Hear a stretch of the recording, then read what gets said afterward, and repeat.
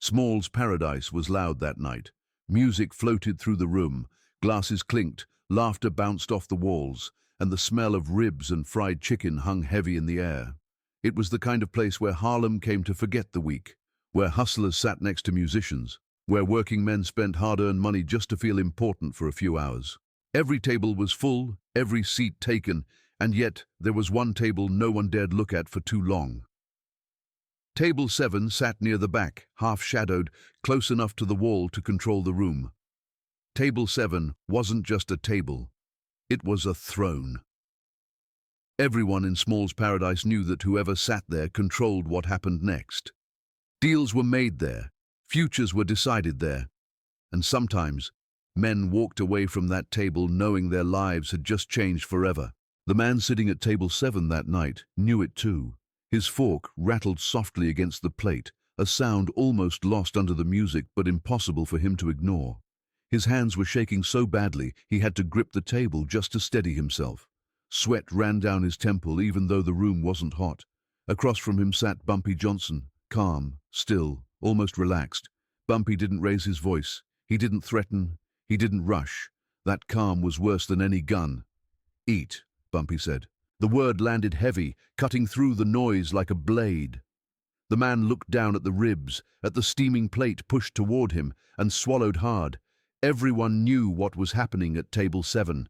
The waiters knew, the musicians knew, the hustlers knew, even the people pretending not to watch knew. Conversations slowed, laughter faded, and eyes kept drifting back to that corner because fear has a way of pulling attention whether you want it or not. Bumpy watched him closely, his face unreadable, his eyes cold and steady. 11 years of waiting sat behind that stare, 11 years of silence, betrayal, and memory. The man across from him couldn't meet his eyes. He stared at the food like it might save him, like if he just ate, this moment might pass. But moments like this don't pass. They end. "Eat," Bumpy said again. And in that instant the man understood something deep in his bones. This wasn't a conversation. This wasn't a warning. This was the final step of something set in motion years ago, because the man sitting across from Bumpy Johnson had already been sentenced. He just didn't know it yet. Marcus Henderson didn't always sit at table 7. Before the suits, before the money, before anyone called him Smooth, he was just another sharp kid from Harlem with fast hands and faster ambition. But when Bumpy Johnson went away, Marcus didn't wait. He stepped forward, and in a city that respects confidence more than permission, that was enough. While Harlem whispered that the king was gone for good, Marcus started moving like a man who believed it. Slow at first, careful, learning where the power vacuum pulled hardest. Then faster, bolder, smarter. By the time people realized what was happening, Marcus Henderson wasn't filling a gap anymore. He had replaced it. Smooth rebuilt Harlem in his own image. Every Tuesday and Friday night he held court at Small's paradise, always at table 7, always surrounded by men who knew better than to speak unless spoken to. He drank French cognac, ate the best ribs in New York City, and laughed like a man with nothing to fear. He wore Italian suits that cost $400 apiece, sharp enough to cut attention the moment he walked into a room. Outside waited his midnight blue Cadillac Eldorado, polished, spotless, a rolling announcement that Marcus Henderson had arrived. 40 men were on his payroll, loyal not out of love, but because Smooth paid on time and paid well. 5 policy banks ran numbers across Harlem, feeding him steady cash day and night. The streets moved to his rhythm now, but Smooth didn't rule alone. He was smart enough to know Harlem was never truly free territory. So he made a deal. The Genovese family wanted in, wanted control, wanted profit. Smooth gave them what they needed, and in return, they gave him permission. As long as he paid his weekly tribute, as long as envelopes arrived on time, Marcus Henderson could operate without interference. Police raids stopped. Problems disappeared. Enemies suddenly found themselves alone. Smooth had protection, Italian protection, the kind that let a man sleep peacefully at night. Harlem ran smooth because Smooth ran Harlem. Everything he built rested on foundations he didn't lay. The connections, the roots, the trust, the fear, the respect, all of it came from Bumpy Johnson's era. Smooth took it, refined it, and claimed it as his own, and for 11 years, nobody challenged him. Bumpy was locked away, rotting behind concrete and steel, while Marcus lived like a king. He expanded territory, tightened control, and erased the past one deal at a time. People stopped asking when Bumpy was coming back. They stopped saying his name at all. That silence told Smooth everything he needed to know. For 11 years, Smooth slept easy, because he thought the past was buried. He thought time had done what bullets couldn't. He thought prison had finished the job Harlem never could. He believed that by the time Bumpy Johnson returned, if he ever did, there would be nothing left to return to. But Smooth made one mistake that every man who steals a throne makes. He forgot that a kingdom remembers its true king. And sometimes the past doesn't stay buried. Sometimes it waits. Bumpy Johnson walked out of Alcatraz carrying everything he owned in a paper bag. 56 years old, grey creeping through his hair, shoulders slightly stooped from the years behind bars, but his eyes were unchanged. Cold, calculating, unyielding. Men who had feared him before would have recognized that stare anywhere. It was the look of a man who had survived everything and decided who deserved to live in his world. Alcatraz didn't break Bumpy Johnson. It sharpened him. Every day behind those walls had been a lesson in patience, observation, and restraint. Every night he lay on the narrow cot, listening to guards' footsteps, imagining moves and countermoves in the city he once ruled. 11 years of planning, 11 years of waiting, all built into the man now stepping off the train in San Francisco and heading straight back to Harlem. Time had aged him in the flesh, but not in power. Bumpy's mind moved like a chess master surveying the board before a final move. He didn't rush to his home, didn't stop to greet his wife, didn't rest after the 3-day train ride across the country. Instead, he went straight to Junie Bird's apartment on 145th Street, the one man he trusted above all. Junie was loyal to the last breath, waiting exactly where Bumpy knew he would be. Time had aged him in the flesh, but not in power. Bumpy's mind moved like a chess master surveying the board before a final move. He didn't rush to his home, didn't stop to greet his wife, didn't rest after the 3-day train ride across the country. Instead, he went straight to Junie Bird's apartment on 145th Street, the one man he trusted above all. Junie was loyal to the last breath, waiting exactly where Bumpy knew he would be. The years had changed Junie too, grey-haired and older, but the loyalty hadn't faded. "Give me names," Bumpy said, without even sitting down. Junie had a list ready. 15 names of men who had risen, who had thrived while Bumpy had counted days in concrete and steel. All of Harlem's power brokers now lay in Junie's hand, their positions mapped, their betrayal catalogued. One name made Bumpy's jaw tighten. Marcus "Smooth" Henderson, once a protege, a young hustler from 118th Street, taken under Bumpy's wing in 1947. Bumpy had taught him the numbers game, introduced him to the right people, protected him when Dutch Schultz's old crew came for revenge, and trusted him when Bumpy went to prison. Smooth had done exactly what was expected for 2 years, sending money, holding the organization together, keeping Bumpy's legacy intact. Then the letters stopped, the money stopped, and the betrayal began. According to Junie, Smooth had made a deal with Vito Genovese, giving up the locations of Bumpy's policy banks, revealing which cops were on Bumpy's payroll, and turning over the cash houses. In exchange, the Italians let Smooth keep 125th Street for himself. Bumpy had imagined this betrayal every day for 11 years, letting it fester, letting the anger and strategy build inside him until it was time. The man who had stolen his kingdom thought the king was gone forever, but Bumpy Johnson was no longer a man in a cage. He was a predator, sharpened by steel bars and silence, ready to return. Bumpy Johnson didn't waste time with small talk. He walked into Junie Bird's apartment, set the paper bag down, and looked around at the one man he trusted more than anyone. Junie had been loyal for decades, never wavering, never questioning. He had waited for this moment, prepared for the day Bumpy would walk back into Harlem and claim what was his. "Give me names," Bumpy said, his voice low, deliberate, no room for argument. Junie nodded and pulled out a folded piece of paper, worn at the edges, written in careful script. He had spent 11 years watching, listening, keeping track of every man who had taken advantage of Bumpy's absence, every hustler who had carved out pieces of the empire Bumpy had built. Now it was time to lay the list bare. Junie began to read aloud, one name after another, each carrying its own weight. Men who had grown rich, men who had turned territory into gold, men who had thought they could outrun the memory of Bumpy Johnson. The names rolled off Junie's tongue like bullets through the quiet apartment, each one reminding Bumpy of what had been stolen, what had been lost, and what needed to be taken back. Some names earned only a pause, a glance, a tightening of the jaw. But one name stopped Bumpy cold. Marcus Henderson, Smooth. The man who had been his protégé, the young hustler from 118th Street he had taken under his wing in 1947. Bumpy had taught him the numbers game, shown him how to run policy banks, introduced him to the right people, protected him when Dutch Schultz's old crew came for revenge. He had trusted Smooth to hold things together, to respect the rules, to honor the code while Bumpy served his time. And Smooth had done exactly the opposite. The betrayal settled like a stone in Bumpy's chest. 11 years of planning, 11 years of watching, 11 years of thinking about this moment, all led to this single realization. Smooth had thought he could keep the money, the power, and the streets for himself. He had thought the king was gone forever, that Harlem had forgotten who built it, who ran it, who earned it. Bumpy didn't speak, didn't react, just let Junie finish reading the list, letting the weight of each name settle. Then he focused entirely on Smooth, the one man who had taken personal trust and turned it into treachery. Bumpy's hand brushed the paper as he folded it slowly, careful, deliberate.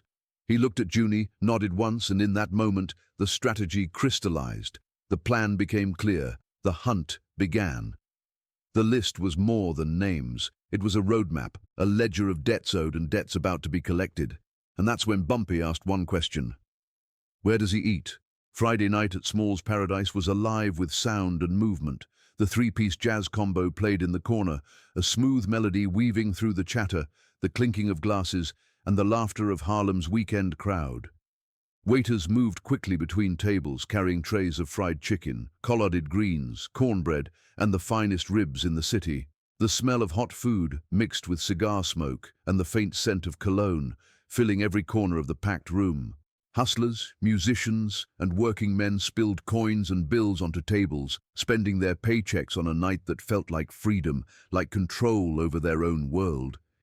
Yet even in this lively chaos, there was an undercurrent of tension that not everyone could name. Somewhere near the back, at table 7, men shifted uneasily in their seats.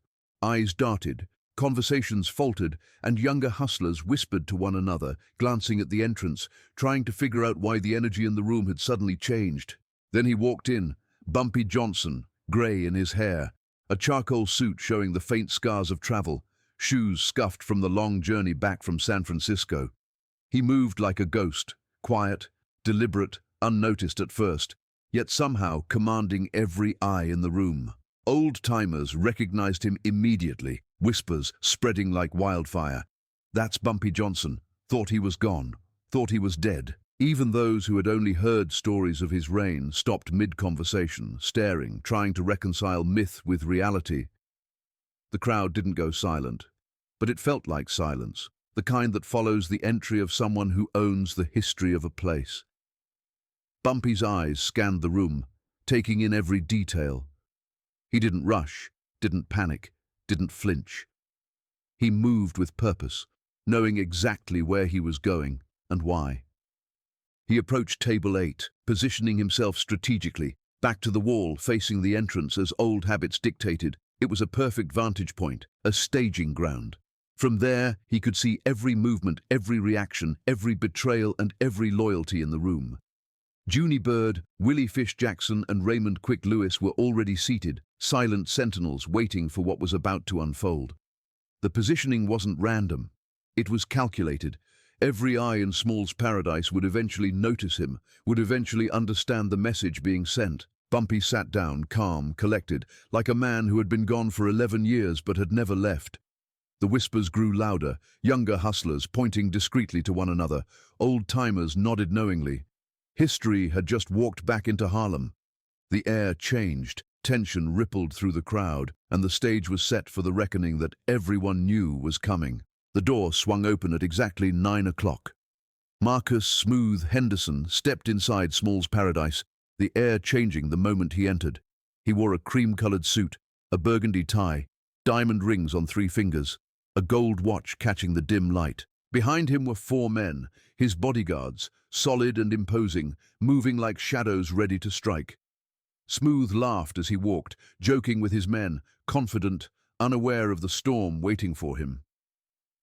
He headed straight for table 7, thinking he owned the room, thinking that 11 years had made him untouchable. Then his eyes fell on table 8. Time seemed to stop. Smooth's laughter faltered. His body froze mid-step, and the blood drained from his face. The bodyguards noticed the shift, following his gaze, trying to understand what had silenced him, and then they saw him. Bumpy Johnson, sitting calm, collected, his eyes locked on Smooth, grey hair framing the face that had once ruled Harlem. Bumpy didn't move, didn't flinch, just watched. The cold stare alone was enough to send tremors through Smooth's crew. Hands instinctively moved toward waistbands, but the fear was already setting in. Bumpy's voice cut through the tension. "Marcus," he said quietly, "come sit with me." It wasn't a request. It was an order. Smooth's bodyguards tensed, but Junibird was already on his feet. The 63-year-old man looked harmless at first glance, but the .45 in his hand told a very different story. Willie Fish Jackson revealed a sawed-off shotgun from under the table. Raymond Quick Lewis had a revolver trained squarely on one of the bodyguards. No one moved, no one breathed, because no one wanted to be the first sound when someone died. The restaurant froze. 250 people, musicians, waiters, customers, all caught in suspended panic, staring, realizing that this was history in motion. Smooth tried to speak, to assert control, to laugh it off, but Bumpy's calm presence swallowed every word. "Tell your boys to go home, Marcus," Bumpy said, low, deliberate. Smooth's eyes darted to his men, to the guns, to Bumpy, then slowly, trembling, he whispered, "Go." His bodyguards backed toward the door, hands still on their weapons, hearts racing, eyes fixed on Junie's .45. They didn't want to leave, but they didn't want to die here in Small's paradise on a Friday night, surrounded by men who had nothing to lose. Once the room cleared of Smooth's enforcers, Bumpy gestured to the empty chair across from him. Marcus Henderson sat, legs shaking, palms slick with sweat, eyes wide. The tension didn't fade, it thickened. Every movement, every breath, every glance in the restaurant was centered on this table. The jazz stopped mid-note, waiters froze mid-step, customers crouched under tables, and through it all, Bumpy Johnson remained seated, calm, collected, the eye of the storm, ready to settle scores that had waited 11 long years. The waiter approached nervously, tray in hand, avoiding eye contact as he set down a steaming plate of ribs in front of Marcus Henderson. 2 glasses of bourbon followed, the amber liquid catching the light, reflecting the tense room. Bumpy pushed the plate slowly toward Smooth. "Eat," he said. The word carried weight, finality, the kind of command that makes a man's stomach turn with fear. Smooth stared at the ribs as if they were poisoned, his hands trembling, his mind racing. "I'm not hungry, Bumpy," he stammered, voice cracking, trying to buy time to plead. Bumpy leaned forward slightly, eyes cold, unwavering. "Eat," he repeated, "because this is your last meal." The crowd watched in silence, 250 people frozen in place, every eye glued to table 8. Musicians stopped mid-note, waiters paused mid-step, the smell of hot food and bourbon mingling with tension so thick it could be cut with a knife. Smooth finally understood. This wasn't a negotiation, this wasn't a conversation, this was an execution with an audience. "Bumpy, please," Smooth pleaded. "I had to survive. You were gone. The Italians were taking everything. I made a deal to save the organization." Bumpy's hand moved slowly to his waistband, but he didn't pull a gun. Instead, he revealed the straight razor he had carried since 1935, steel catching the dim light, the same blade that had opened Dutch Schultz's enforcer from ear to ear in a Bronx warehouse, the same blade that had convinced Lucky Luciano to let Bumpy operate independently in Harlem. Bumpy unfolded the razor carefully, deliberately, letting the steel glint and shine, every second adding to the tension. "You know what the Romans used to do to traders?" he asked conversationally, letting his voice carry across the room. "They'd make them eat their last meal. Then they'd execute them in public. Let everyone see what happens when you betray your emperor." Smooth's eyes widened, sweat running down his temple, every instinct screaming to flee. Bumpy leaned closer. "I'm not a Roman emperor, but I am Harlem. And everyone in this restaurant needs to understand something." His voice rose, calm but powerful, echoing off the walls. "When I went to Alcatraz, some of you forgot who built this, forgot whose streets these are, forgot that respect isn't something you take, it's something you earn." He looked directly at Smooth. Every person in Small's Paradise could hear the words Marcus Henderson had forgotten. So now, Marcus Henderson is going to help me remind everyone. Bumpy stood, razor in hand, moving around the table, circling like a predator. Smooth tried to bolt, but Junie was already behind him, gun pressed to his spine. "Stand up," Bumpy ordered. Smooth rose, legs shaking, barely able to support himself. Bumpy walked around the table until he was face to face with the man who had betrayed him. The room was silent, tension hanging like a living thing. Then, in one fluid motion, Bumpy raised the razor to Smooth's throat. Not to kill, to mark. A thin line cut across Smooth's left cheek. Blood ran down his cream-colored suit. A scream ripped from Smooth's throat, but Bumpy didn't flinch. "That's so you remember," he said quietly. "Every time you look in a mirror, you'll see that scar, and every person who sees you will know what you did." Bumpy folded the razor slowly, returning it to his pocket.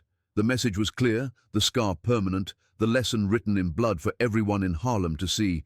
"You've got 24 hours to leave Harlem. Take what you can carry, leave the rest. If I see you after tomorrow night, I won't be this generous." He turned to address the entire restaurant. "The rest of you, Bumpy Johnson is back. The rules are the same as they always were. Pay what you owe. Keep your word. Protect your people. Anyone who wants to test me, you know where to find me." The room remained silent. 250 witnesses had seen the king reclaim his throne. Smooth Henderson's betrayal had been punished, and every soul present understood. Bumpy Johnson doesn't make threats.